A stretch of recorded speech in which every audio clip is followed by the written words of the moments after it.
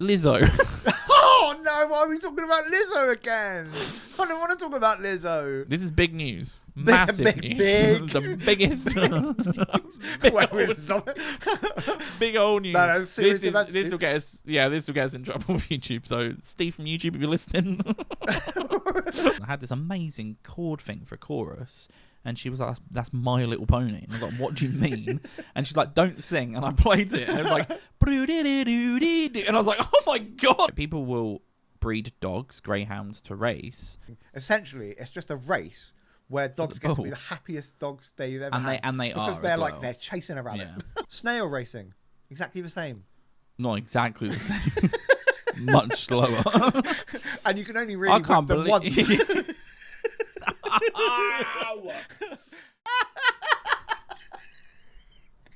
That's a nightmare. That's an absolute nightmare, isn't it? Oh my God, I nearly just passed out. Here's the thing, right? I was trying to ease my way into it like we normally do, but my brain was just blank, and I was just like, I don't know what's happening. Sat staring at each other, being like, "Are we going to start recording a podcast?" So I guess we're recording a podcast.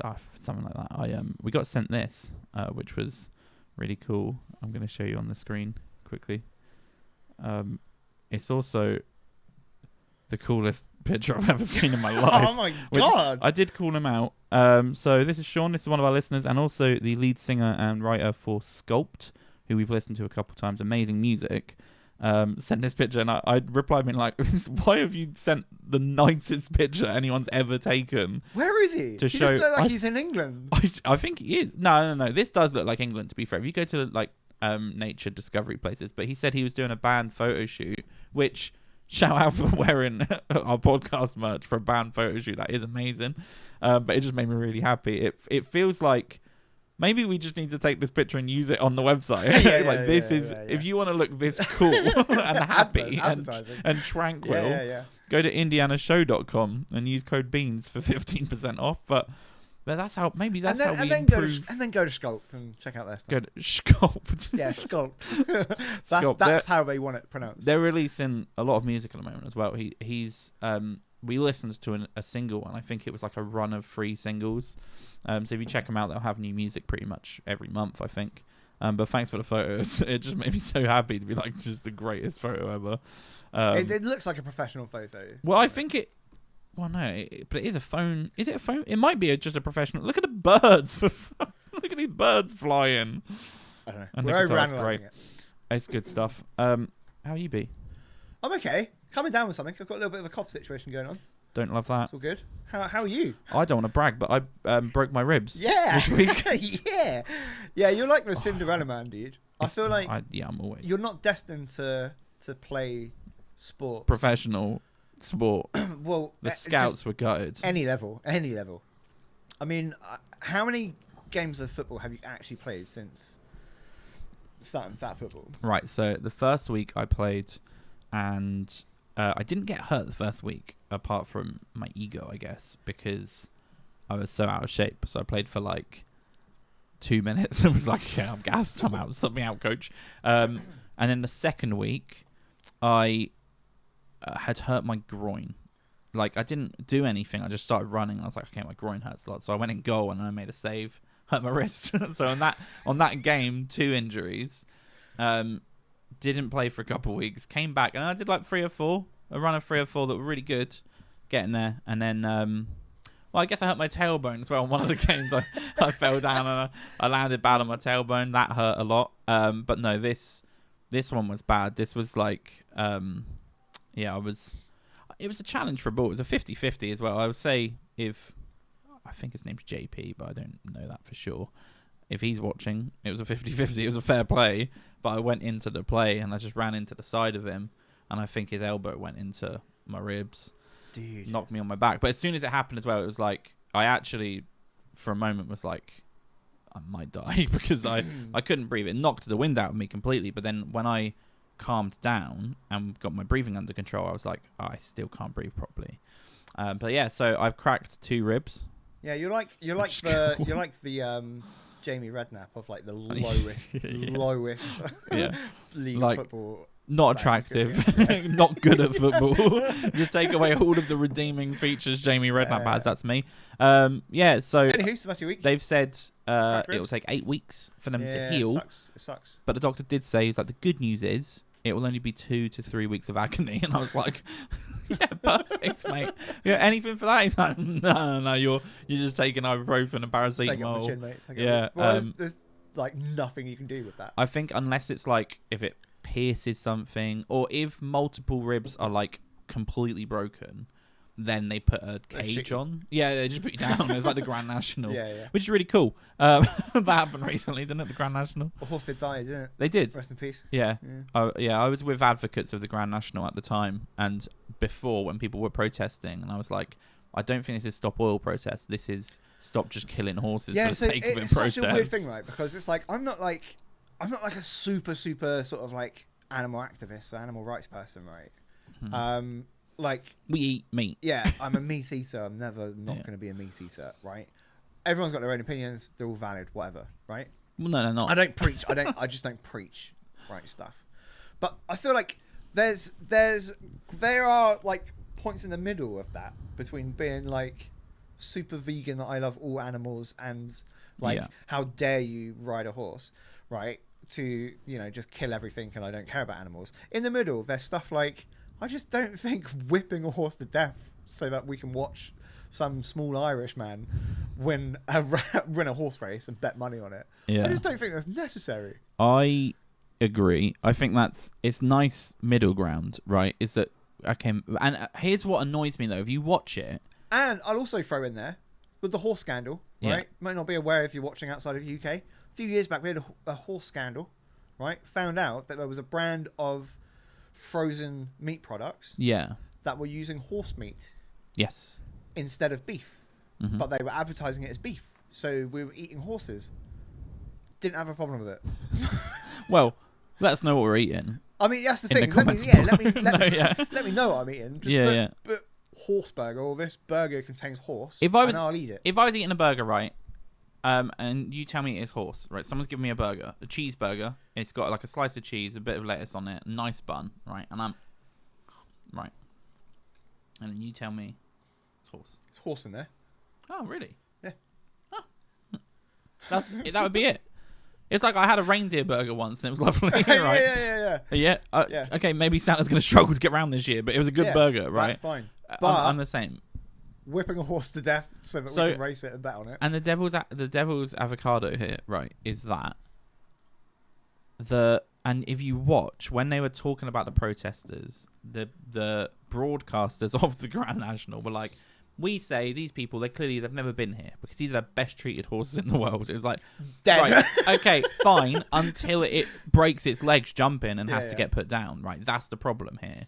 But then they won't comment on that. They don't comment on how, we did treat it really well, though. It was straight in the head. I mean, to me, this is like a kidnapper that's got like a little girl tied up in the basement. She gets a magazine when I go to Tesco's. I feed her 3 meals a day. I'll take her out for walks. It's all good. Yeah, absolutely. So it was a bit funny that was the point. And the whipping, again, devil's avocado, because I've heard it said to me before, is that there are rules as to what they can do. Apparently, they're only allowed to whip the horse like 3 times a race, which I'm like, cool. Good news, everybody. We're only going to whip you 3 times today. Or something like that. That's not the point as well. So they threaten the horse. It's the fact that they're forcing the horse to run so fast. Yeah. And then they have to dump all the water on it because it's like, okay, you are so hot that you might die now. Yeah. And that's before you start talking about like they just get, I don't know, they go over a hurdle bad and they break their legs or whatever. Yeah. Right? Forget about that. And I've heard people be like, oh yeah, but what about horses, that are like still used in this day, like police people horses? Own horses and police horses and service horses, and there's still places around the world that rely on horses for like farms and stuff. And I'm like, yeah, cool. They're work horses. Yeah, in the same way that we have work dogs, we have sniffer dogs, and we have service dogs. Those dogs don't die. Yeah. Those horses don't just fall out and die. And for the most part, those people love the horses, like the same as you claim with the Grand National, and they're treated well. The only difference is those horses aren't dying every year.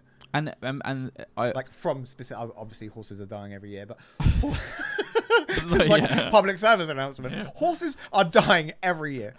No, and I'll make it really clear as well. A lot of the times on this show with certain topics, I will play. I'd play devil's avocado just in conversation, right? I think it's fun to try, or like it's important to try and see both sides. Yeah. And I'll bring them in. Jump into something. And on this platform, a lot of the times, I will be in the middle as much as possible. I will say, fuck the Grand National, fuck the horse races where they're dying. People will say, horses love to run. I'm like, okay, cool. Let them run in a field, right? Yeah. Instead of like whipping them and betting on them and try and get them to jump over. Dog racing is similar, right? People will breed dogs, greyhounds, to race. And I don't have a problem with it at all. Do you know what the difference because is? it's like chase a little rabbit and they're like, oh, here's okay. the thing. That's the thing. Because let's just do that. Have you ever seen a dog in the park when you've got a ball, right? Yeah. And you throw the ball? Yeah, right? I have a dog. That dog loves the ball. All the dog wants is to get the ball. They love the ball. Greyhound racing, essentially, it's just a race where dogs get to be the happiest dogs they've ever had. And they because are they're chasing a rabbit. Yeah, they are. They're happy dogs. They're just going. There's no one whipping them. They're running as fast as they want to run, right? Yeah. It's fine. It's not a problem. Completely different. Snail racing, exactly the same. Not exactly the same. Much slower. And you can only really whip them once.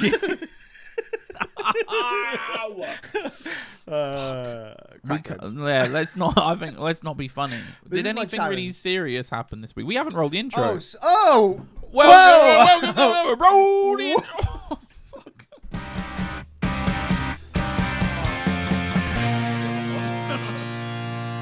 Hey. What do we do though? Because I've already asked you how your week was. Ribs. Well, yeah. We'll just, it's fine. Do you know what did happen this week that we? Well, I was just looking. Oh, okay. I've got. Well, not looking. Well, wait. Is this music stuff? Now. I've got. Well, I made some notes. Oh my god! You're making notes go first? Now. Well, no. Here's the thing. I wasn't going to go music news. Oh. I was going to say, what a great episode last week was. Oh, that's fantastic. And I don't want to pat myself on the back, mainly because of the ribs, but it was really good. And so if you haven't seen the episode last week, which I think most of you probably have, because it's at 2K views, it's the most we've had. So thank you so much for blowing that up. It's got some good comments. I've had people reach out privately, or I've had comments that have come through privately somehow. That it was a great episode, helped by the fact that Jimmy Sims, who was the guest we had, who's the bassist for George Ezra at the moment, he's just a darling. Yeah. He's just a great guy. It was even like after 5 episodes of doing this show, we always had the idea of like we could get people on, we could make sure that they're somewhat beneficial, they could talk about getting into the industry or whatever. But it's been a big conversation point of how that looks and how that would work. But it's the only episode in a long time that I've listened to. And I just thought it was really good. It was very insightful. You can tell, we can tell that we're a little bit like a bit nervous. Really? Yeah. I keep saying random things that I never say before. I can't remember what you kept saying something. I kept saying on the nose. That's it. I said on the nose a lot, didn't I? Yeah. Do you know what happened as well? I didn't call it out because I didn't want to bring attention to it in the podcast. Yeah. But every time you said it, I was like, why did you keep saying that? I think what happened was Jimmy before said something was on the nose. You just want to be like... I think I just absorbed it. I absorbed the vocabulary. But it's a great episode. I realised it went so much better than we thought that all of these conversation points I had, we didn't cover. Yeah. Including, as well, I don't think I've spoken to you about this, but before we hit record, he started speaking about something really interesting. I went, I'm so sorry to be rude, but do you want to save that for the podcast? Yeah, and you know what's worse is... And then we didn't speak about it. I started that conversation. I led him down that conversation. And then you stopped it. Did I? You stopped it because you were like, "Should we maybe save this for the podcast?" No, sorry. I thought you meant that you would. As in like before. I was the one that initiated that conversation that led to what he was talking about. I can't even remember it as well. I can remember what it is. I can remember what it is. But have you made a note of it? yeah. So we can ignore it. But so there was so much I wanted to speak to him about, and then afterwards there were things that I was really interested in going in that I didn't speak about. But the reason is we just had a conversation, and it flowed really naturally. There were certain points where I was like, okay, let's move on to these things that I do want to cover. But it was good fun. Yeah, I think there was about 20 minutes of just generic chit chat whilst we were setting everything up. Yeah, I was like, this would be good in the podcast. This would have been good. Yeah. Which is, I think, a credit to just how nice Jimmy was. Yeah, right? yeah, He just really, welcomed really it. nice. He really welcomed immediately, when we were setting up, and like, for people that don't realise, we have 3 cameras, at the time 3 mics. It's a lot to set up. So yeah, to go into his house and just ruin his house and put all of his cameras up, he was very, very accommodating. But what I was saying now is, he has loosely said he would consider doing it again. Yeah. So hopefully maybe next year or in the next couple of years we can look to have him on again, because I loved the conversation. We have got other people lined up as well.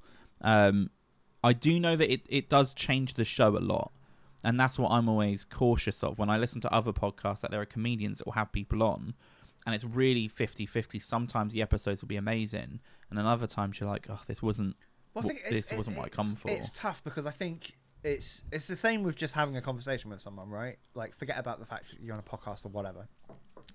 You can't go in with the exact same energy that you always go in with. No, like, you have to sort of like match their energy. You have to sort of come down to their level, so that they're part of the whole conversation and not just like two idiots going back and forth with someone sat in the middle. Yeah, and every now and again we throw a question. Yeah, over. Exactly.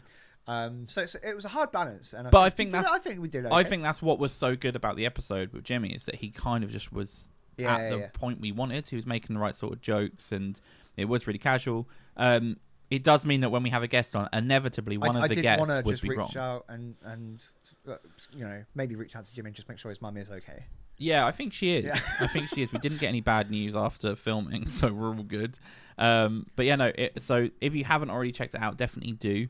If you do have further questions for him, let us know. We will eventually get him back on, but not immediately. We've got a few people lined up. But yeah, I just wanted to throw that out. I really appreciated him coming on. I was really happy with how it turned out. I thought it couldn't really have gone much better, I don't think. So yeah, thanks for coming on the show. Yeah. But that's I wanted to call that out, apart from the broken ribs. That was the other big thing that happened last week. Want me to get my music news? Get your music news. He's actually got notes as well, like on his iPhone notes. He's been like... So I wanted to talk about, right, I think probably the biggest thing, right? Ed Sheeran in court at the moment. Yes, this is big. Marvin Gaye. So copyright. And I gotta say, right, copyright is getting a bit out of hand. When I say getting a bit, it's been getting a bit out of hand. It's so far out of hand, but it's like, I don't know, in foot. I knew you were gonna say. I would have bet so much money you were gonna say that's so stupid, right? But so that was on his notes. So Marvin Gaye, right, as a dead man.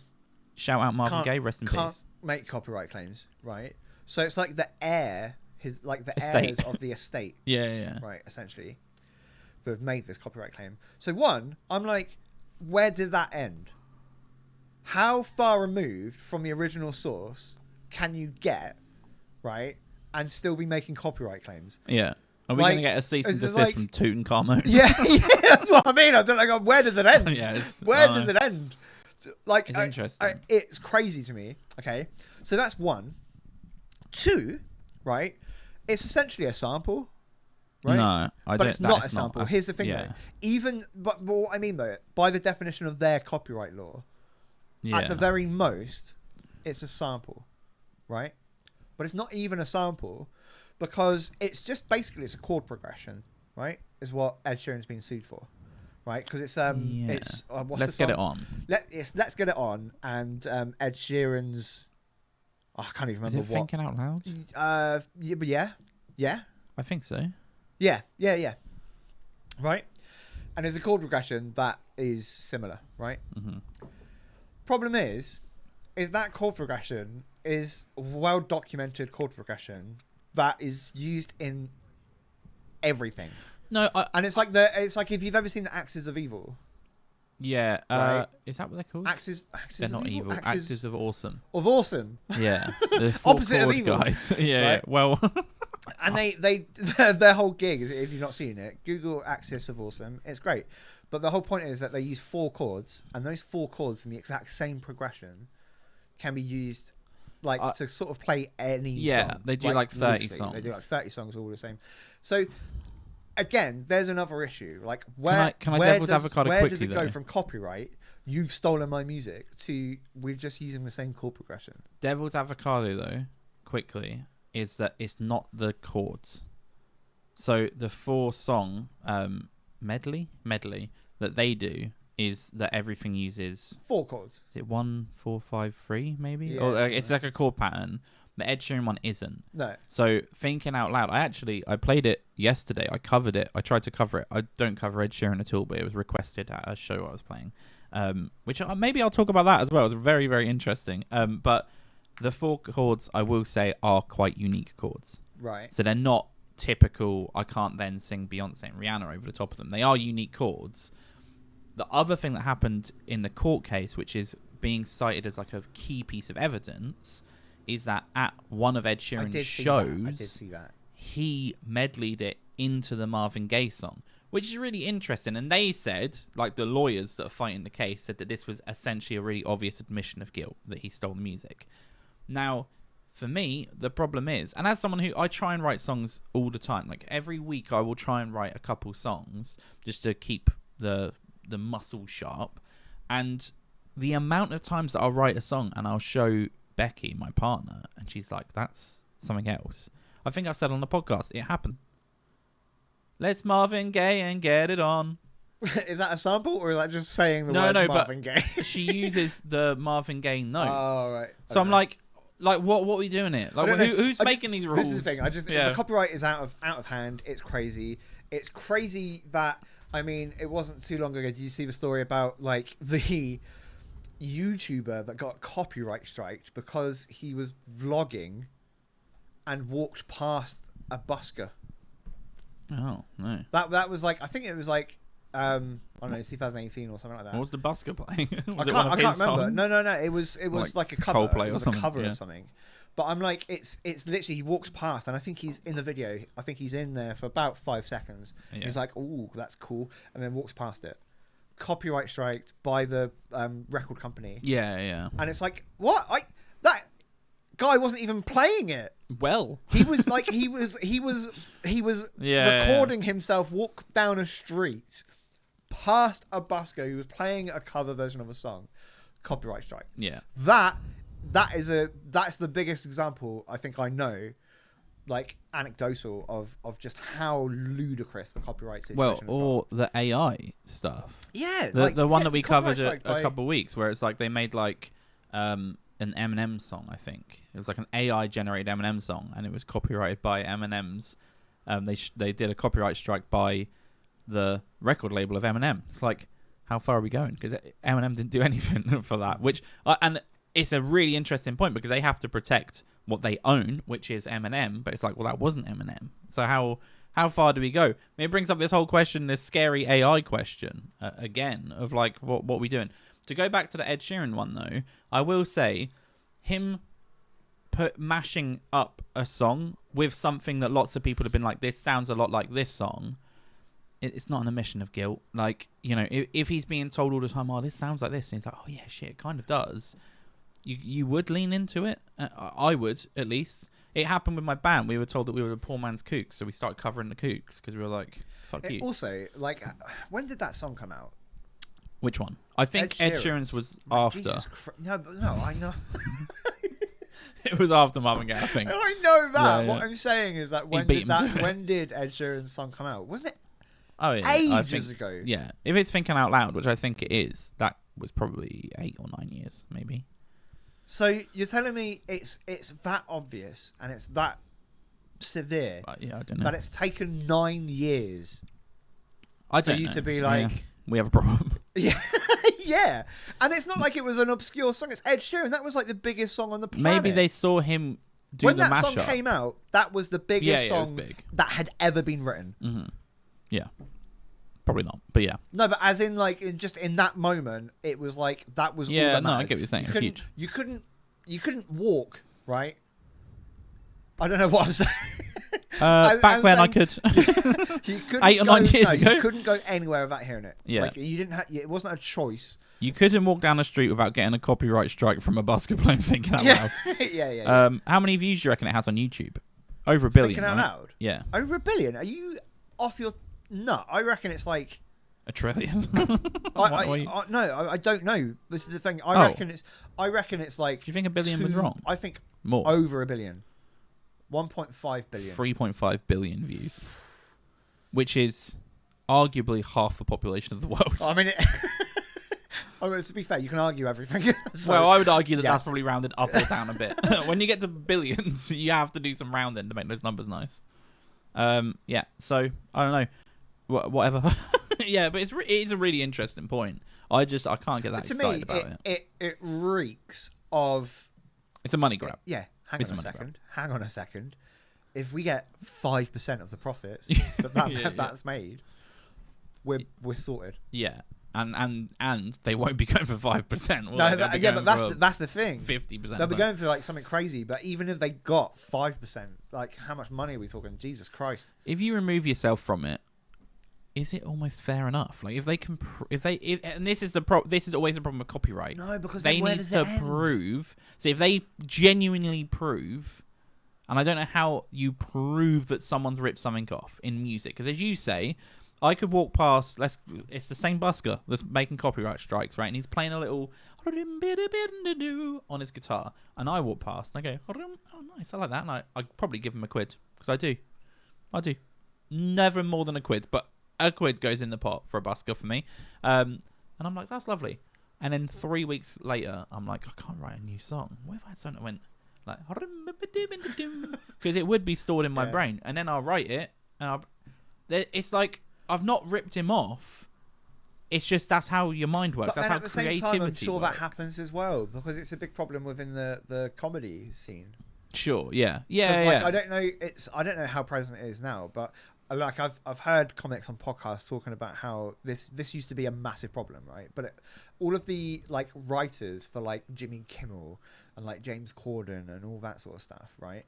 Who write their material because believe it or not, those people aren't funny on their own. Yeah. Right. They're not even funny. They have to they have to be told what to say to be funny. And even then it's debatable.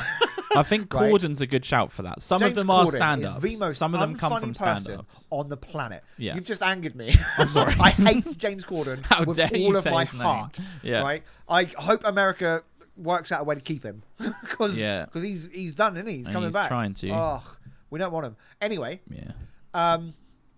He's actually on next week. But anyway, my point is that used to be a big problem where the writers for those like talk shows would go to comedy clubs, right, up and coming comedians, right, that haven't made it yet, sit at the back and then just take jokes. They would just write. They would just literally sit in the back and write jokes. What's the deal there? Playing food, they're like, and then go back to Jimmy Kimmel and be like, here's all the jokes for the next episode. That used to be, and I'm sure that happens in music. It has to. I'm sure that happens. But again, I don't think as well. I don't think artists would go to a gig and be like, "Oh, I like that. I'm taking it." It's just when you're talking about your creative brain. For people that aren't musical, imagine just writing a song.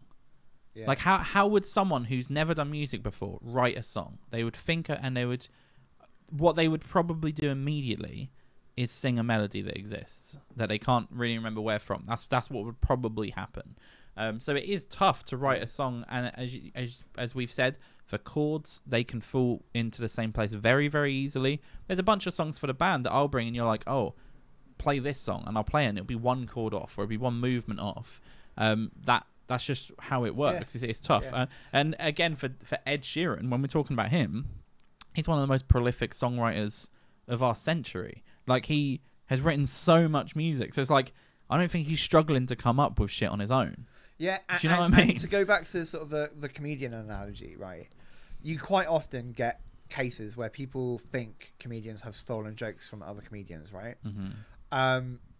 Amy Schumer comes to mind. I knew, right? However, what I'll say is there's a big difference because there's a lot of jokes that it really does seem like a joke has been stolen from another comedian. Mm-hmm. But then when you actually look at it and look at the two jokes, they're jokes told completely different structure. They just have the same premise. Yeah. And that happens all the time. We're all living experiences. Yeah, two comedians are always going to come up with the same premise because that's what they do. Comedians, especially, because they're sat there all day, every day. They're looking at everything that happens, and they're like, "Is there a joke in this? Yeah. Can I make this into a joke?" Someone somewhere else that you've never met before, probably lives the other side of the world, is also doing the same thing as a comedian, and you can come up with the same premise. Yeah. Right. You've never heard each other's jokes. You then go off and you start telling a joke, and everyone's like, "One of you's stolen a joke." It happens. Mm-hmm. The difference is with music. It's like with Amy Schumer. What I was going to say is it's easier to see when it's like deliberate, because Amy Schumer's is deliberate. They're just like, it's the exact same structure, it's the same format, it's more often than not the exact same dialogue than the jokes, and it's happened way too many times to be coincidence, right? However, with Ed Sheeran, like how many people are coming after him with copyright strikes? Yeah, and it's happened before. He's won a couple where he's had people come after him, and then he's had to come out and be like, "This is ridiculous." Like they're claiming that these 3 notes together in one of my songs, and it's mental. To develop on what you just said about Amy Schumer though as well. This goes back. We've said it a few times on the podcast that stand-up and bands and musicians, I think, are very, very similar in how they operate. But people don't give stand-up the level of respect and credit they need. So, as you say, Amy Schumer has famously stolen a bunch of jokes, right? She still says that she hasn't. All you have to do is watch any video on it, and they'll show you 7, 8, 9, 10 examples where she's stolen bits. But as you say, there's a difference between, I'm trying to think of like confusing. Well, I guess I was about to say something terrible then. Let's say pooing yourself when you're out shopping, right? I don't know. I'm not a comedian, but there's a difference between 2 people telling a joke about pooing yourself when you're out shopping. Actually, Bert Kreischer has a bit where he poos himself out shopping. There's a difference between that than if you look at how someone says a joke. What people need to realize is to do stand-up, you're not thinking about, okay, I'm going to say this. You're thinking about how you're going to say every single word and every beat. So you could say, I went out shopping. It was a lovely day. I pooed myself. It's very different to going, I went out shopping. It was a lovely day. Yeah. That's why... I shit myself. That's why I'll use Bert Kreischer as an example. But if you manage to go and see Bert Kreischer in some underground comedy club, right? Mm-hmm. And it's like Bert Kreischer's working on an hour that he's written, right? And it's the first time he's performing it. You go watch him in that gig, mm-hmm. right?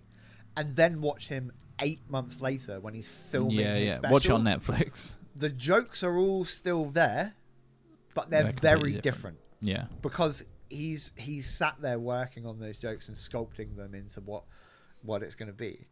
I don't know why we're talking about that, but no, it's looking at that copyright thing though, isn't it? Of like things can be similar and not be stolen. But yeah, so it was really interesting. It'd be interesting to see what the conclusion is. Other news. Yeah. Right. I have one, so I'm going to let you do all of yours and see if it's on there. Oh, okay. So other news, right? This is a bit mental, right? But we've just had record day, as in like vinyl day. Okay, happy birthday. And vinyl sales have gone up like 122% or something crazy, right? Okay. Huge. That's big. That's good. But it's a bit sad because it's like it takes a vinyl day for vinyls, and I love vinyls. I love collecting vinyls.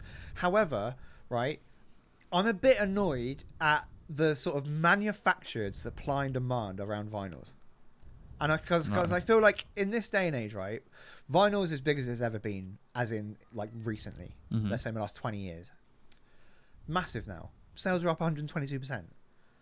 There are so many like albums, and I mean albums that came out like in the 2000s, 2010s, that are impossible to get. They don't exist. As in, like, they've stopped making them, and it's like now it's like if you want. So I've been looking for Block Party. Mm-hmm. What's there? The grey one with the black text on it. Is it that one? No. The one that's like a city. I can't remember the album name now. It's really bad. I can't remember. Weekend in the City. I think it's called A Weekend in the City. Mm-hmm. I've been looking for that for ages. Doesn't exist. If you want that, you're going to pay £400. Is it tricky though? Because it's, again, Devil's Avocado is coming out. Mm-hmm. Is it tricky that vinyl has had such a... Obviously, it was the medium, right? And then a new medium happens. And that's just what happens with tech, right? Mm. It develops and, is it a case of the bands that are releasing at a time where vinyl isn't on a popular fluctuation, that they didn't make the music, they didn't press it, they didn't release it. So now it's like, well, how far do they then go of re-releasing their back catalogue to match new demand for vinyl when it's so turbulent anyway? Yeah, but I think my point is that like it's already been released. It's already been re-released. Is my point. Yeah. And like their other albums are available on vinyl. It's just always really weird to me. I don't understand how the vinyl market works at the moment. It's so expensive to press vinyl. That's the other issue. I don't know. I'm a bit ignorant to it, to be honest. You burn CDs, and because it does baffle me how like vinyls are so expensive. Yeah, it's a lot more expensive to press vinyls, without a doubt. I think, especially easily, like the way that you would do it if we were to press vinyls, you can literally speak to like your Indian pressers. There's a few companies in India that do it, and you can get them a bit cheaper, but the profit margins are so much like smaller. So like if we were to press a album, right, we can make the album and it'll probably cost us maybe 60 or 70p per album. So we can make £5 or £10 each album we sell. With vinyl, you would have to sell them so much more expensive to be making that much money. So it is tough, but also, yeah, it's difficult to know what the demand is. You can't press a vinyl like the t-shirts or our mugs on the website. There's a lovely mug that you can get on indieanashow.com. You know, that's on demand printing. You can't do that with vinyl because it costs so much. So you have to be like, okay, are we going to sell 1,000, 5,000, 10,000 albums? It is tough, but again, I don't know. There needs to be a better solution. It's frustrating because when you're seeing like vinyl getting like more and more popular, but then it's also seems harder and harder to get the albums you want. Is it more popular now than it was like 6 or 7 years ago? Because there was a big influx. I don't know. To be honest, I have no idea. All I know is that it's currently up 122% the market. Yeah, market. That's great, but which is good. But it's like I said, it's annoying. It's frustrating. It's almost makes me wish the market collapsed again and no one was buying vinyl. So then you can get them for I could just pick up vinyls cheap again. Yeah. But that's what I mean. It's a bit frustrating because it's like it's become a really hard, frustrating, and expensive hobby to collect vinyls. Sure. Do you know what's really interesting is that we were given a CD. I was given a CD at a gig we played, right, with one of the bands being nice, like their songs. They gave me a CD. It was lovely. Didn't work in my car, which meant that I couldn't listen to it. Or I have that CD. I've never played it. But do you think you'd be more likely to sell a vinyl at a gig than a CD? Because people don't buy CDs now. Like, who uses CDs? This is bringing me on to my next article, right? Look at that. And I don't have notes on my phone. Cassette sales are the highest they've been since 2003. Was this a Telegraph article that you saw? I should probably have the sources. Sorry, you're like, I wasn't expecting you to ask me to cite my sources. Follow up, no, I'm not making political arguments. Here's why. Someone that I kind of know, I have a lot of mutual connections with, runs a cassette club. Right. And they help bands release songs on cassettes and things like that, but they were just featured in an article from like The Independent or someone like that talking about cassette sales on the rise. So I actually think I know what you're talking about. That maybe that would be an interesting person to speak to. They'll come on the podcast probably. Because it just baffles me, right? Because I was briefly from a period where cassettes, right? I had a Walkman. I had albums on cassettes. Can I just say that you just said the sentence? I was briefly from a period where cassettes were a thing, as in where cassettes were your option. Yeah. That was if you wanted to listen. Yeah, I remember. They were option. A few years listening to. Yeah, back in the day where you would record on cassette directly from the radio and try and make sure you didn't get the DJ. Yeah, you had to stop it before the ad roll. Because you wanted to get as much of the song as possible, but you had to stop it before the guy was like, "You're listening to Radio 1. That was Coldplay Yellow." Yeah. Right? So, yeah, I remember that era fondly. I remember, that was it. If you wanted to listen to music in the car, you were putting a cassette in the car. I wasn't driving, obviously. I was a little kid. So I remember. But my point is that now in 2023, Yeah. Right? Cassette sales are the highest they've been since 2003. Right? Yeah. Who is buying all of these cassettes? Is it nostalgia though? How are they listening to them? Well, on like even right now, yeah, but that's the thing though. Even right now, because it used to be, let's say about 10 years ago, a lot of people were still driving around in cars that had cassette players. I was. My car had a like a 5-disc like CD changer device built into it, but then it's like we're still keeping with the cassette. Yeah. Like I don't know why they decided, car manufacturers for so long they were like, we've got CD players, but just in case, we're keeping the cassette player, right? That's the last thing I think is readily available where people can listen to cassettes. Yeah. And I'm trying to think, like I've got my the car I drive is. I think it's awesome. It's cool that like old technology has become like a bit of a boom. It's the same with vinyl. Vinyl like started getting big again, like 10 years ago. And I was like, this is really cool. But cassettes is so weird. It's so weird to me. Yeah, for sure. That's a proper collector's item, innit? I think that's like a hobby that you buy cassettes and you listen to cassettes, and it's like cool. But it is cool. Imagine going to a gig and they're like, oh, can I have your album? They're like, yeah, CD or cassette? And you're like, CD, please. But to be honest, I'm as likely to play a cassette as I am a CD now. Even then, it's like CDs, mental. It's mental. It's cool. Who the hell's buying CDs? There's definitely some cassette-based questions for people, but yeah, it's kind of inspired me a little bit that could be a good person to speak to. He runs a little record. It's so weird that you mentioned that, because it's like that's my big thing is like who the hell is buying cassettes? At least I might be able to get them to comment and tell us. The article that I read sort of briefly, it's not even like old generation. It's not like boomers that are buying cassettes. It's young people, because they were saying one of the big driving factors were I want to say Taylor Swift and Arctic Monkeys sales of like those albums in cassette form have been one of the factors that have like. Well, here's the thing. It's like that's what I mean. It's the younger generation. No, it is. It definitely is. Cassettes. Well, I think the guy that I'm thinking of is maybe a couple years younger than me, so he may be looking back at his first like cassette journey. Do we need to get him on? He may be a really good person to speak to. I don't know, mate. I'll do some research and see if he'd be interested. I'll send him this episode so he can listen to us being baffled by people listening to cassettes. But it is cool. His thing as well, I think, is, I might be wrong, but I think that he has this little club where people are listening to cassettes, and then he helps bands release cassettes that then get made available to the club. So these people get new music on cassette, I think, but he may have to let me know if that's completely wrong.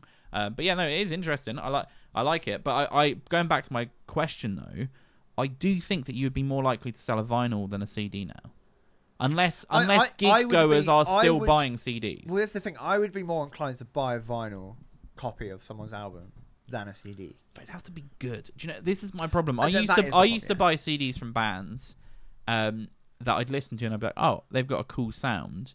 But ultimately, it's a raw, like self-recorded CD, and you listen to it, and it's like, oh, the songs are good, but they're a little ropey on how they're recorded.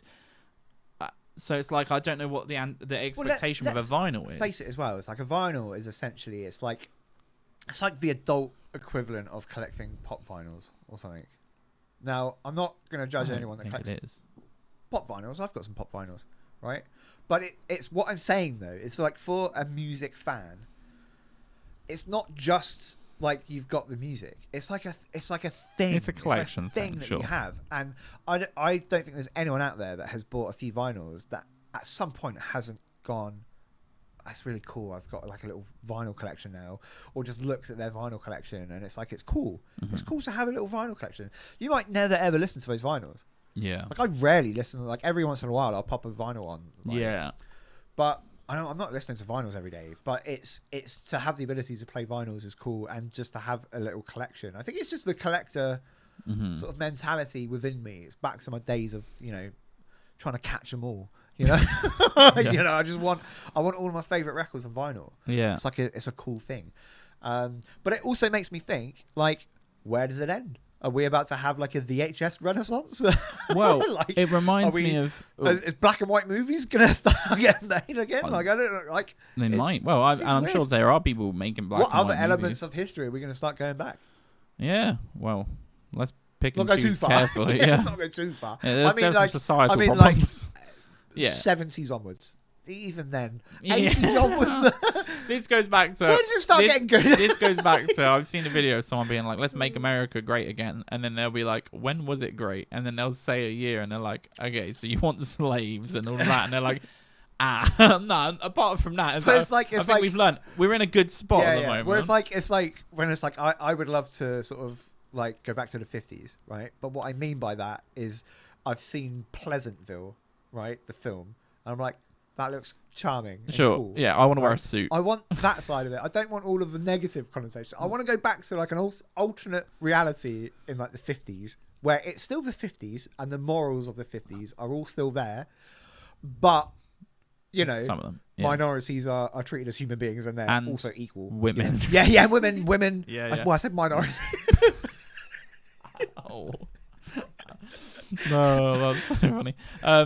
It feels like a cool concept though of like having like that era of like jazz music and smoking in clubs and pinstripe suits. See, this is the thing. Cool. This is the thing. I look at old-timey cars. I look at like the kind of 50s noir jazz scene, right? Where you're sat in a dingy, dark club with one of those weird red lamps or blue lamps. Oh, yours is blue. Oh, red or mine blue. was blue. It's always red or blue. I'm in the blue right? section. I'm in the blue club. With the weird lamps, it's so dark you can barely see anything, and you're sat there with a bourbon and a cigar. Oh, definitely. Oh, no, mine is a cigarette. Mine is a cigarette. Or just a cigarette. And there's smoke everywhere. Yeah, your eyes are burning. It's like there's a layer. It's like a cloud of smoke like in the club. Yeah. And you're just listening to like just some god sax player, just like Glenn Miller's I want in the that. club. I want that. That is like that's my weird romantic sort of like fantasy of like history. Yeah, I want to be that dude. But then difference is you drive home and you respect your wife. Well, it's not all good. Yeah, you're like, damn it. Who changed this? Who stepped on a snail or something when they went back in time? Amazing. Look, I was going to speak about... no, this is very self-serving, though. I don't mean it to be. Like, it's a bit of a pat on the back for me. But something I did that was quite cool yesterday. Okay. I went and played music at like a care home. Oh. I put a post up on Facebook a few weeks ago being like, if anyone wants me to come play some songs for free, I'll do it for like an hour. I'll just come and play some songs. It blew up. When I tell you, I had hundreds of people messaging me being like, please come and play, to the point where for the first 4 or 5 days I ignored everyone. Like, I was speaking to Becky, I was like, I'm so overwhelmed. Basically, I was so and my phone was just like pop constantly. People are like, I love this. Some people taking the piss, right? People hit me up and it would be like, I run a pub, come play music, and I'm like, what a scumbag, absolute scumbag. Yeah. He just wants a free gig. Yeah, no, and there was a ton because of do you know how much you charge like landlords and stuff? You're talking minimum £300-400.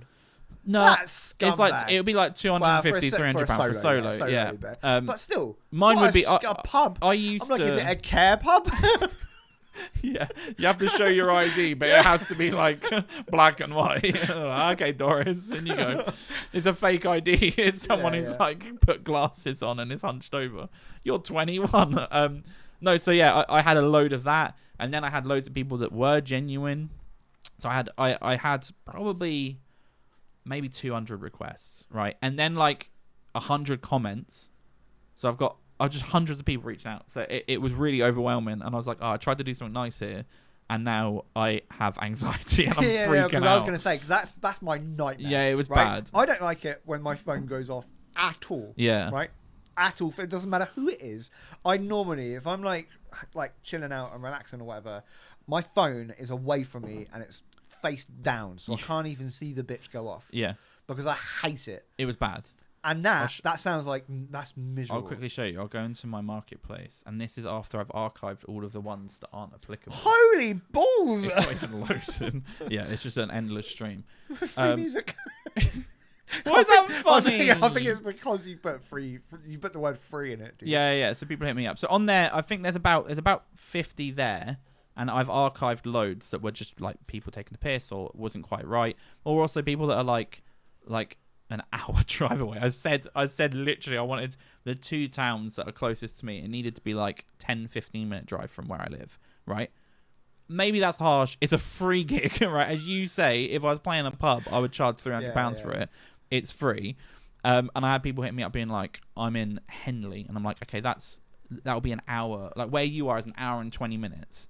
So you want me to come drive an hour and 20 minutes, play for an hour, hour and a half, and then drive an hour and 20 minutes for free? That's mental. That's like... So yeah, I had a load of people, but I had some that were really good. So it's either like care homes for the elderly. The one I played yesterday was a day centre for adults with learning disabilities. It's one of the coolest shows I've ever played in my life. I loved it so much. It made me so happy. On Tuesday of last week, which was the day I broke my ribs, but before I broke my ribs, I went to the first one, and that was they asked me to do it 2 weeks ago, booked it. I was like, do you have a place to set it up? I just need to turn up. I'm not going to plug into anything, so it needs I'm not trying to play to hundreds of people here. It's like in a room, me playing guitar and singing. And then the weekend I checked, can I come and play? Turned up, no one knew that I was going to be there. Oh. I turned up and it was there were 2 carers that were helping a gentleman into his wheelchair to take him up to his room, and they were like flustered. I'll come to the office. And I went to the office, and they were just in the middle of, they had put everyone down to go to bed or in the rooms. And I was just like, I said straight, I was like, where's the lady who organises this? Like, who's organised this with me? And they're like, oh, she's not working today. And I'm like, right. And none of you know that I'm coming, right? Like, this is a complete surprise. And they were all like, yeah, but we can sort it out. And I was like, don't sort it out, because this is now stressful. Wake for everyone you. up. Yeah. And then I'm going to play to no one because no one's ready. So it was a nightmare, and it annoyed me because I have had so many requests, and I wanted to do 2 just to try it out and see how it was. So it stopped me doing one of the free shows because I went to this place that wasn't prepared. They gave me a number to rebook, and I'm like, I'm just not going to rebook. There's so many places that want me to come out and play. But I went to the one yesterday. It was the coolest thing I've ever done. I turned up, and it's like, for people that play pub gigs and things like that, most of the time you're playing to people that don't care. You're playing to people that are there to have a drink, and you turn up and they're like, oh god, now I'm gonna have to speak a bit louder to my buddy, and they don't care about you. This was a show of like, maybe there was 20 or 30 people there. Yeah, it's why that also loved the music. It was so cool. That is really cool. It was the most fun I've had. And then I'd play like I was playing this massive variety, so I'd play like a Frank Sinatra song and they would love it, and then I'd play like Toy Story, like a Disney song, and they would love it, and Oasis, and they just were so engaged. And then I played a couple like really obscure songs or some of my own songs just to pad it out and think of songs because I always find it like, I know how to play hundreds of songs, and then you start playing a gig and you play 3 and you're like, I now can't think of a single song that I know how to play. But yeah, it's the coolest thing ever. So I don't know, if you're looking to hone your craft and you can play music good, because they did tell me that they've had someone come in before and they didn't rebook them because they were like, apparently none of the people that go to the day centers stuck around. They all just left. Oh, really? Yeah, they listened to a song and they left, but they all stuck around for me. They stayed later. And then at the end of it, they were all like, are you going to come again? One of them asked me if I was famous, and I was like, no. That was where you could have lied? I could have. And I thought about it, and I was like, I could just tell him I'm Ed Sheeran. But, no, you could. I probably could. You could. Yeah. Who could I tell them I am? Please be nice. I don't know like anyone, do I? Buzz Lightyear? I don't know. Yeah, but no, I don't know what the point is. Maybe the point is put a post out on your local Facebook page and tell people that you'll come and play shows for them. That's cool. It was really cool. I'm going to do it again. I'm going to rebook the same place, and they want me to come every 2 weeks, which... I know, because now that crosses over the line to... I work there. I don't know. I would kind of want it, though. Yeah, but it's also so much fun. Not like 2 weeks is too... That's too soon. I've suggested maybe monthly. It could be like... Because also, after 3 shows, so in 6 weeks' time, they're just going to be listening to the same songs. Yeah. Which I don't know if they'll mind. One of them actually requested that I played You've Got a Friend in Me from Toy Story, and then I played like 4 or 5 other songs, and then one of them was like, play the same song. One of them was like, can you play Toy Story again? And I was like, oh, no. Because that's mental. And I was like, what I'll do is I'll come back, and when I come back, I'll play it again. I don't know. I cannot vocalize how happy it made me to play music to 20 or 30 people that just loved it. They loved every second of it. And that's really cool, man. It made me. It was. I can't like. It was the same feeling I'd get to play in a sold out gig, where you come off and you're like, that was amazing. As I sat in my car and I was like, this is the coolest thing. So I'm gonna keep booking it. But yeah, if you work in a care home in Newbury and you've seen my post and you've reached out to me, I'm sorry, I'm ignoring most of you because the only part of it I hate is booking it. But then when I turned up and played, it was great. But I'm still like, whenever I open that part of my phone, and that's all of the ones that I've put as I could go and play them, it does overwhelm me. It stresses me out. There was these two elder gentlemen that were sat like behind. Everyone was like in this like in a room, and then they were sat right in the back. And he kept making amazing requests, but they'd be like Black Sabbath, like Metallica, and I was just like, I can't do that with an acoustic guitar. Like, do you know how mental I would sound? So I jokingly was like, I'll bring my whole band next time and we'll just rock out. Speaking of which, segue, Metallica got a new album out. Have they?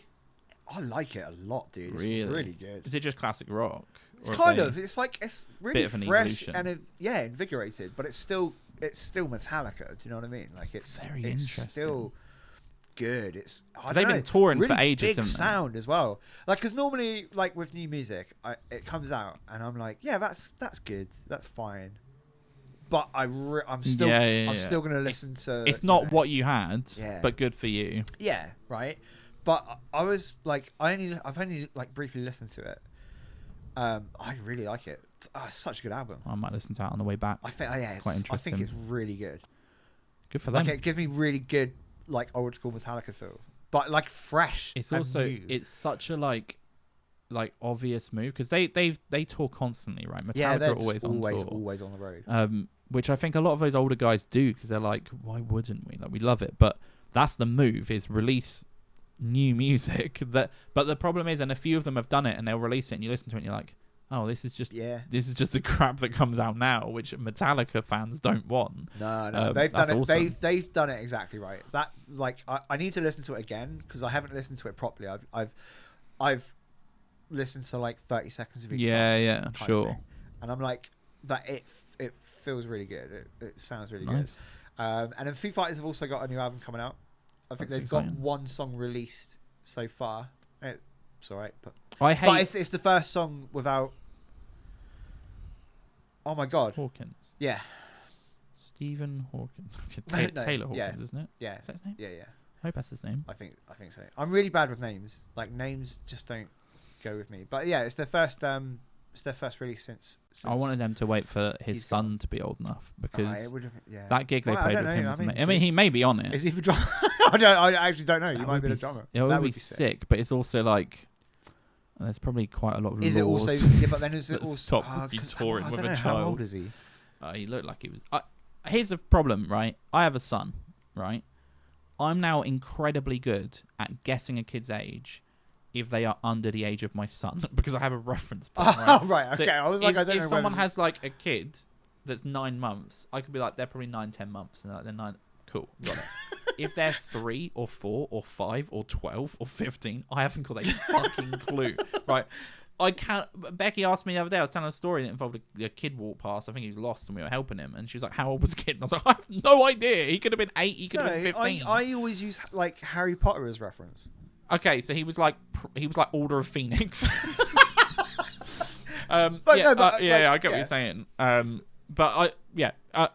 don't know, but my point is I don't know how old he is. He looked like he was maybe 16, 15 or 16, 14. Yeah, so I don't know. 14 like, to 16, I think he was. Surely he can just join the band. Is it? Yeah, I don't know. You're right. What's the distinction between like child labour and just a child who's in a band? Because it depends what music you play. Children can be in a band, right? Yeah, but as soon as it's like like the bloody what's Michael Jackson, the Jackson 5. They were all kids. Yeah, but it was a different time. Child labour was fine. That is a good. No point. one's asking like, is this child labour? Now there's so I don't know. It's a great point. Or if like a kid, they would have had child labour by then. That's like the 80s. No, child labour came in. I mean, like we passed child labour laws in like the early 1900s or something. We did. I don't know. That's a good point. Yeah. I don't know. I had one bit of more musical news. We're at an hour currently. This is a long episode. Holy Hannah. I think it's because we're making up because last week's was a weird episode. Yeah, well, we didn't get to do this. Yeah. But I loved it. Again, I've already said I'm so happy with last week's episode. And wrap it up. We're going over. Like well, I mean, you had a bit more music. No one's a bit more. We run this show. No one's still listening. Are you pretending that we have producers behind the gallery? No. Steve has just said in the gallery that we need to wrap this up. No, but we've got a L'Oreal commercial to run. Old ground. We've already said. Fine. Right. Lizzo. Oh no! Why are we talking about Lizzo again? I don't want to talk about Lizzo. This is big news. Massive news. The biggest. Big old news. No, this will get us. Yeah, this will get us in trouble with YouTube. So, Steve from YouTube, if you're listening, fuck you. Lizzo's come out and said she is the beauty standard and people need to get with it. That's the news. Let's not make any comments. I'm so proud she's brave. Here's my problem. When you say the beauty standard, right, that is what people should strive for. So is it good for kids to get obese and die early? Yes. Well, then she did it. Oh, I didn't know that. I thought it wasn't. Oh, I missed the point. Yeah, okay. But yeah, she is then. Great. Well, if she'll be the beauty standard for another 8 years until she dies of a heart attack. If Sports Illustrated are running with it, then it's like, yeah. Yeah, fine. But at least they're sensible enough that it's just like, those are curvy women, right? They still look good. She's massive. I think I don't think I've told this on the podcast before because I don't want people to hate me. But I once watched a larger lady. What did you watch? I watched a lady who I would say is the beauty standard of Lizzo, right? Trip over once and on the high street, and her legs went almost completely above her head. Like she tripped, and her she was walking like this. For the audio listeners, I'm doing walking hands, and she tripped, and her legs went up. And her legs went like this and like this to about there. This sounds awful. Right? What's she wearing? She was wearing black tights and like a cardigan or something, right? Okay. So don't worry, right? But her legs went up like that, and I swear to God, if she was going 1 mile per hour faster, which she physically could not have, but if she did, she would have gone back in time. No, she would have rolled all the way over. But her legs went up like that, and we worked in a shop at a time, and I was carrying coffees back for everyone, and I dropped the coffees on the floor because I was laughing so hard, and then her other Lizzo beauty standard friend started shouting at me because I was laughing at them. Anyway, that's a little story. But my point, I don't know what my point is. My point is though, like, there's saying that you're the beauty standard, right, is very different to being like, I'm confident and happy with who I am. If you're confident and happy with who you are, fine. But you can also be confident and happy with who you are and unhealthy. Yeah. For example, I am overweight, right? I have a son. I have a son who's 1.5. I don't want to diet early. So now I'm losing weight, right? Because the beauty standard for men at the moment isn't Lizzo. The beauty standard for men is still like Chris Pratt or Liam Hemsworth, right?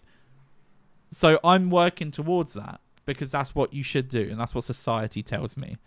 And that's a good thing. I think, and if you're listening to this and you're fat, right, either be happy with being fat, right? Or lose some fucking weight, right? But don't pretend. But also, let's not say that it's this amazing thing. And then this is perspective of forcing your outlook on other people. That's my main problem. Sure. Yeah. It's like be fat, whatever. That's your business. But you don't. You're not beautiful. But then don't sit there and demand that people accept you as being beautiful. Yeah, you're like the standard. Yeah, there might be people that think you're beautiful. That's fine. It's not a problem. But don't sit there and expect it. Should Rihanna gain weight? Should Rihanna gain 200 pounds? Here's the thing, right? What is your you're so deluded. Like you it's like the most egotistical, narcissistic thing ever. You're overweight. Even if you're not overweight, who are you to demand what other people should think of you? Yeah, and it's kind of the point is if you don't find Lizzo attractive, right? When they put these absolute monstrous pictures. Like all of the press as well will now post articles. There's loads that are like Lizzo looking so amazing, and it's pictures of her in like a bikini on her holiday, and it's just the worst thing I've ever seen in my life. But it's because if you say that she's not attractive, or if you disagree with the beauty standard, you're like getting cancelled for some reason. There's like you're breaking some societal rule that we've made up. Yeah. It's bonkers. But I don't know. I just wanted to call it out because, right, good for her. She makes good music, but I don't want my son to grow up and being told that's the beauty standard. It's not. That's how you die early. On the plus side, I guess I'm fit and healthy. No, because it doesn't work for men. Sexy. It hasn't worked for men. Okay, it hasn't worked for men yet. Okay, let's listen to some music. Yeah, you could say you're a woman, and then you'd be the beauty standard, and the beard as well. It's perfect. Let's listen to music. So we've got submissions, which is good. We're back to listening to music. We're going to listen to. Yeah, apologies we didn't listen to any music last week. If you were expecting it, it was a weird. We didn't really know where to go with it. What to do. We did actually mention to Jimmy that we could listen to music, but then we also were self-conscious that we'd been speaking to him for about an hour. What happened is, on the drive up and before, we had the full conversation of, do we listen to music or not? And I think we opted for and leant towards, let's just use our hour. We were imposing, right? We're on his time. He's agreed to kind of host us in the middle of his day. He's a regular person. He had other stuff to do. Has a family. He has... so I think that was the point for us, was that we could have an hour of speaking with him, or we could have 40 minutes of speaking with him and then him just listening to music. It felt like a waste. We then were thinking that we could, after the episode, we could have recorded a separate section and done the intro and the banter and the listening to music. Forward, we might, but what happened is I listened to the episode and I was just so happy with how it was that I felt like adding anything else to it was wrong. Adding us on top of it, it didn't need it. It was a great episode. So yeah, apologies we didn't listen to music. We're back on it. We're going to be listening to 3 bands that have submitted and then 1 wheel spin. So let's crack on with that, because this is about to be the Lord of the Rings of Indiana show right now. Cool. Thank God. Oh my God, this is a nightmare. So the first band we're listening to, while I make sure that my... what's the thing that you're playing games on? Steam. Uh-huh. I'm going to close Steam. Definitely close Steam. Because I'm getting people popping up playing games. Yeah. Well, there's a couple of things. You don't want to like dox yourself with anything, but then you also don't want people to see how many hours you've been playing Football Manager 23. I don't want Becky to see that. Because she'll start getting the abacus out and working it out. So our first band is Sad But Sober. Sad But Sober. They are from Youngtown, Arizona. Oh, okay. I said Arizona. I could have made you guess where that was, but I didn't. So thoughts on Sad But Sober? Sad But Sober. I don't know. That kind of... If I had to guess, I think it would be kind of like a...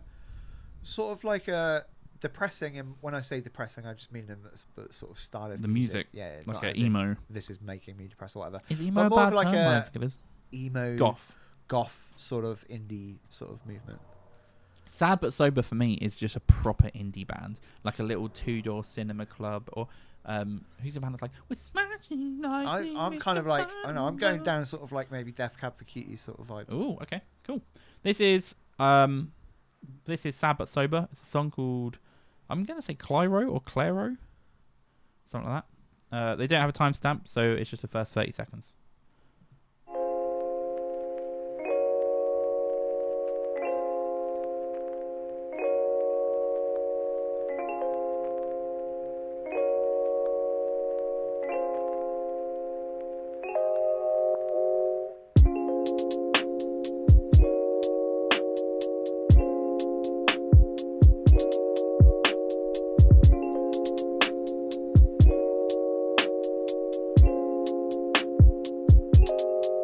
Okay, now you. So here's what's brutal.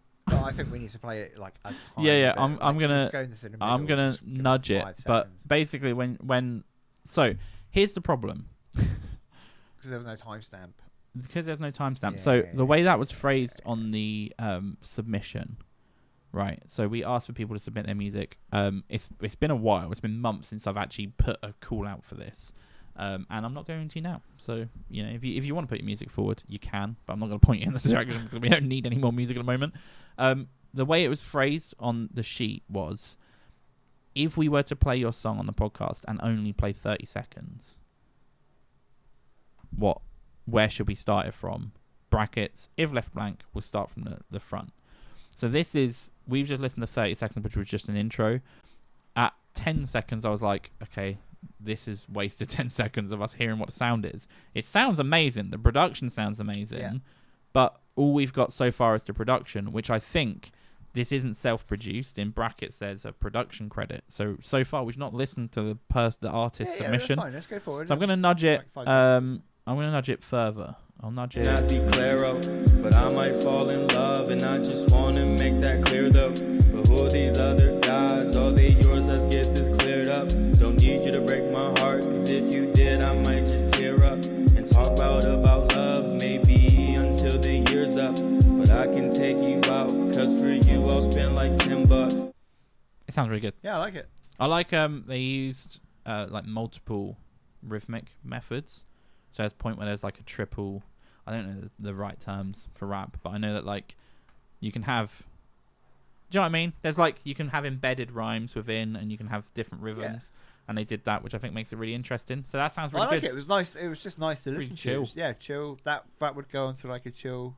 That would be like playlist. If almost kind of like a lo-fi sort of sound to it. Yeah, and they tagged it as, it's funny, they tagged it as sad pop, love, heartbreak, emo, rap. So it's almost like, looking at the tags here, your guess of like Death Cab for Cutie felt real, right? Just and then it was more it was more Genera. Great sound though. It's on that was not a, what's the thing we have to do? Spotify. It wasn't a Spotify link, so I'll try and get a Spotify. It's such a simple thing, but I love songs that have the sort of like record fuzz. Yeah, I 100% agree. It's such an easy, simple thing to do, but I don't know why. You're saying that I couldn't work it out. Well, I know, but I tried to do it for one of our songs. When I it didn't say work. easy, simple thing to do, I mean in terms of like just the creativity. Aspects of it. That's not a hard decision to come to, but it's such a simple thing. Yeah, but I don't know why. I just love it. It's a really, really great sound. So the production is good on it. Yeah, sounds amazing. Thank you for the submission. Sad but sober. Clairo as well. He said it in the song, so that was good. I thought Clairo like Cairo, but Clairo like Chero. I don't know. Right. Okay. Cool. Our next submission comes from the County Roads. From what's this saying? Jacksboro. It's another American submission. Can you guess where Jacksboro is? Jacksboro. I don't know. Kind of feels like it's south. And I feel like maybe Louisiana. It's Texas. I was right though. South. Yeah. Texas is south. Yeah, definitely. It's not deep south. Depends where in Texas. Yeah, because doesn't Texas go to the coast? She big. She big. She be big. Does it go to the coast? I'm pretty sure Texas goes to the coast. The Gulf of Mexico. Maybe. Have you got a genre guess? What was the name again? The County Roads. County Roads. I mean, it's hard not to just go country, isn't it? It sounds country, doesn't it? County Roads is like the most country thing I don't have a timestamp, so we'll see how this goes. And then is this showing me... Oh, maybe this is Bandcamp showing me a sample anyway. So this is County Roads. The song is Elvis Was a Karate Man. With a little drawing as well. It's cool. Elvis was a karate man. Went to Richard Nixon with a plan. Wants to be a federal spy. Elvis in the FBI. Elvis Presley was the king. Now he wants to lead a sting. Always higher than the sky.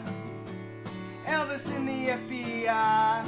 Elvis wants to roundhouse kick hippie scum that makes him sick. Elvis was... Cool, I'm going to stop that. I went a little bit long. I need to hit that back. Can I make a production tip? I don't really know what to say. Fair enough. A production tip. So this I hope this isn't... If I've got this wrong, it'll sound really disrespectful, but I don't think I have. I think this was just recorded straight into an iPhone. I mean, it does sound completely sort of one channel, like... Yeah. There's no mixing or anything like that. So I think this is almost like a demo. which you can buy for 50 cents, which I'll say is too much if it's just a demo. This sounds like when I record a demo when I'm writing a song, I'll put my phone out and I'll play it in front of it. But even then, it felt like the sound quality was less. So it was tough. And the main thing I'm going to say about that, the main problem we had, was we've just listened to one submission from a band. When that started, we almost couldn't hear it. And I had to put the mix on our thing up, so our mics turned off basically, so we could just hear the music. So when you're putting music out, it needs to be mixed and mastered to the right level.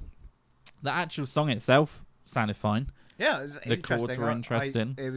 I couldn't help but really concentrate on the lyrics. Yeah. It was like, what is going on? Who does Elvis want to karate chop? There was a bit with Elvis wants to roundhouse kick, and I thought it would say you, which would have rhymed the line before, but it didn't. So he's not violent. He just wants to practice his roundhouse kicks, which is good.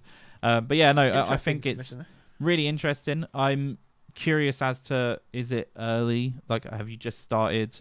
And in terms of recording, what your plans are? Because I think, like, before, we have a different interface now, but the audio interface we had before is, to get a little bit technical, is a cheap, it's a Focusrite.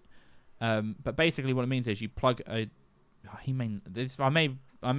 know if this is even necessary, but it's basically you plug a USB into your computer, and then you can plug a microphone like this or a guitar straight in, and then that way when you record, you'll be able to make it sound a little bit louder and nicer.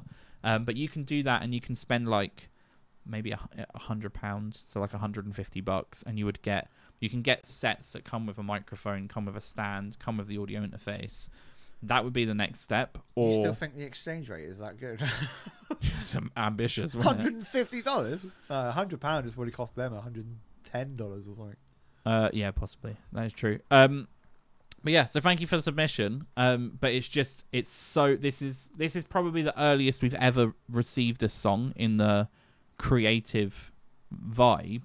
And if in your head this isn't a demo, but this is what my finished piece is, I think it needs a lot more, because it sounds like a demo. Yeah, it sounds like something that's just been recorded straight into an iPhone, and I don't mean that disrespectfully. I just mean that from a technical aspect. But the singing is fine. The guitar playing was cool. Yeah. The chords were interesting as well, which I think is important. A lot of the times when I hear recordings like that, where it is just a demo, it'll be someone doing like C, F, C, F. There's just two chords. So that wasn't the case. So definitely keep it up. I'd be really, really keen to hear what your next steps are. Let us know. And we can take it from there. Maybe this will be one that we'll hear in 6 or 7 months, and they'll either probably record or they'll go to a studio, and that could be the move. But it can be pricey. But if you find like a younger producer who's trying to make their name for themselves, then they would love a project like this to take on and be like, I can give you the drums. Or like we've said, if you've already got like a laptop or a computer, like $200-300, you've got all the equipment you need to do it yourself. It's a lot, but then also the difference is you would spend that going to a studio, right? So then you have the possibility to record loads more. But amazing. Thank you, The County Roads from Jacksboro, Texas. Man. Texas. Cool. The last person we're going to listen to, and I'll caveat this, because I do know them. This is someone I know personally, from Reading, but they've just released a song, and I think I'm a supportive human, right? When someone I know releases something or does something, I want to support them however I can. I listen to it. I struggle sometimes to listen to people I know's music because I'm hypercritical of music. So I will always pull it together. A good example is Sean from Sculpt. When he was like, I have new music out, I always feel almost nervous to listen to it. And I'm like, please be amazing.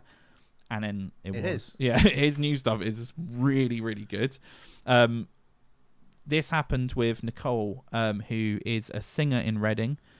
She's playing my wedding coming up in a few months.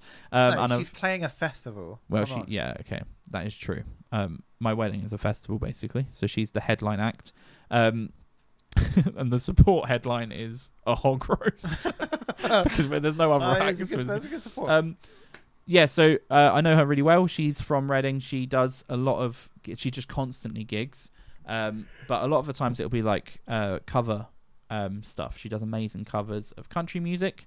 She has just released this song called "Should Have Known Better," which is a country track. and we can play it now. Do you want to guess the genre? I just said it's country. I think it's going to be country. Yeah. I realised I messed that up. Should have known better by Nicole.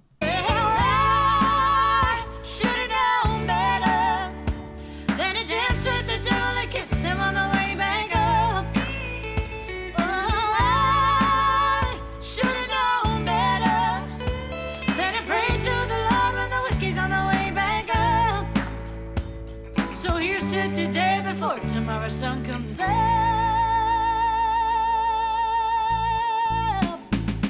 Waking up will never feel harder.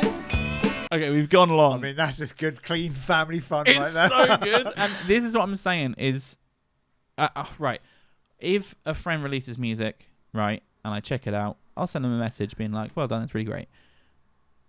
Sometimes I'm being nice. Other times, and I listened to this, I put these headphones on, my little Sennheisers. I was like, okay, Nicole's released a single. She's been hyping this as well. I've been seeing posts constantly. And that's Nicole Allan, which is Allan for our audio listeners. She's been hyping it, so I was like, I'll check this out. And I put the music on. I put my headphones on, listened, and I was just smiling the whole way. And what it is, and I mean this is with full respect. I mean this in a high regards, not a negative. If you took all of the typical tropes of country music, what makes country music great? She covers all of them. Yeah. And when you listen to this song, so it starts and it's kind of slow and it's like a Shania Twain-y sound. There's a bit with a banjo kicks in and then this big chorus with the harmonies, the close country harmonies, which just make you feel good. Then it kicks out. The whole song is amazing and it's going straight on the playlist. Yeah. Well, because I was going to say, I loved it straight away anyway, right? For all of those reasons. Oh, yeah, I knew. And I'll say this, right? I am not a fan of country until I listen to country. Yeah, sure. Does that make sense? Sure. Because whenever I listen to country, I'm like, this is awesome. Like, this is great. Right? Yeah. And it's the same as that. So instantly I was like, this is great. This is just really good quality, great song. But then you'll probably see it. There was a moment. Yeah. No, I knew it was coming. I was watching. When it went to like almost kind of a hillbilly sort of like. Yeah, the banjo kicked in. And it went from the first to that bit, and I was like, it went from this is great to holy shit. Yeah. No, I saw it. I saw it happen. Nicole Allan. So that's Nicole Allan. That's her first submission to us.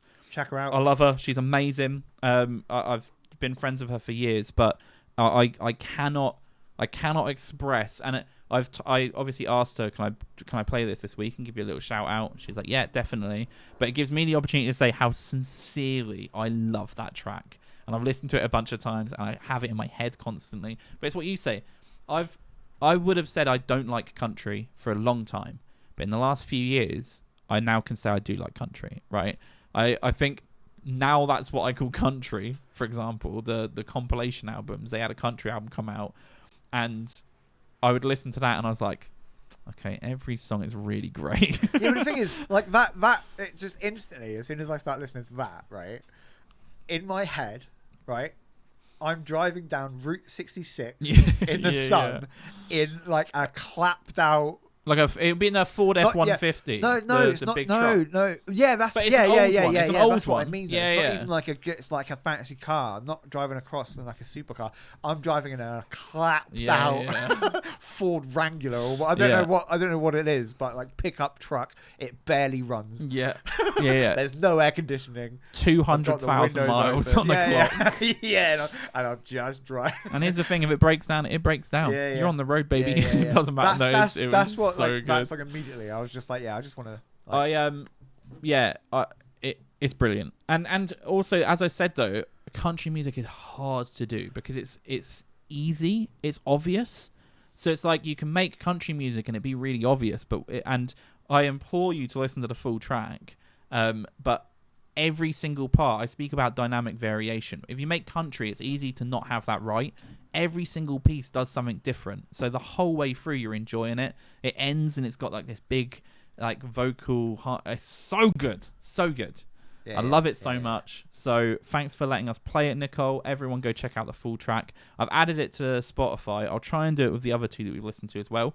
Do we want a fourth, or shall we call it there? What do you think? I don't know. How you it's feeling? ended really high. It's right ended now, high, and but I'm I feel happy. Like we We're said at we were going to do 4. 126. Hi, let's end it. Shall we end it? Yeah, that's Let's not spin the wheel. We won't spin the wheel this week. Crazy. I thought we would because I was excited to get back, but we've got 3 really, really great, interesting submissions there. So thank you everyone who submitted. If you haven't already done so, subscribe, like, comment. It helps the channel grow. We've now had a few videos go past 1,000 views, so thank you so much. It means a lot, and it makes me happy that the music that we're playing can get heard by more people. Please do subscribe. We're about to hit 100. Maybe. I think. I don't know. We've been about to hit 100 for weeks. Yeah, so please subscribe. Sub growth has really stopped. Yeah. So So I'm hoping drop a subscribe, drop a comment. If you do want to be featured, there's a link in the description below. If you do want a mug or a t-shirt, go to indianashow.com. Or there's nothing else, is there, that we sell? Do we still have the code BEANS? Code BEANS for 15% off. We do. Also, Code it's BEANS. 2 for 25 on t-shirts. And the reason why I say that is I've been saying if you use the code BEANS, we make no money. Uh-huh. Actually, we only make no money if they do the 2 for 25 as well as beans. Oh. You can stack the beans. Oh. So the beans can go on So top of save the up 2 the for beans. 25. No, use the beans. Get your beans out for the lads. But if you buy 2 t-shirts, that's when we make no money. If you buy 1, we'll make a couple quid. So, but you've seen Shawnee Boy at the front of the show wearing it. He looked good. And he looked bloody cool as hell. Good out there, dude. Anything else, Dad? That's it. Okay, cool. Hit subscribe. I love you all. Ciao. Unless you're Lizzo. No, I love Lizzo too. Love you. Bye.